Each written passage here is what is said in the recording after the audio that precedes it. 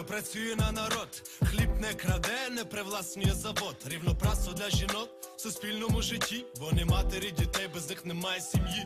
Сім'ям житло, щоб у них все було, щоб народжувати дітей і дитятко росло.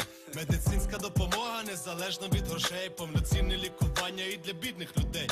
Бабусям, дідусям, які все побудували, пенсії попіднімать, щоб не голодували, щоб не стидно було вийти погулять, вдіти гарний костюм та гуцулку станцювать. Вільний доступ до ресурсів незалежно від зв'язків, незалежно хто ти є і від статусу батьків. Вільний розвиток людей без державного пресу, тільки так ми досягнемо прогресу.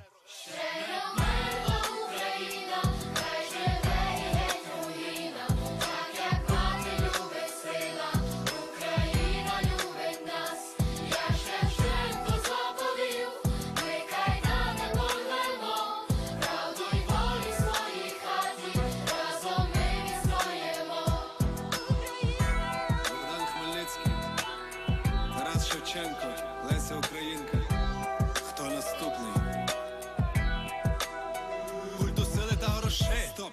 Ми поставим кінець. Я за культ свободи всіх, хто зі мною молодець. Хто візьме хабаря, в космос полетить. В нас корупції не буде, тут таким нема де жить. Суботекс, алкоголь, метадон, нікотин. Кожний день пожирають дітей України.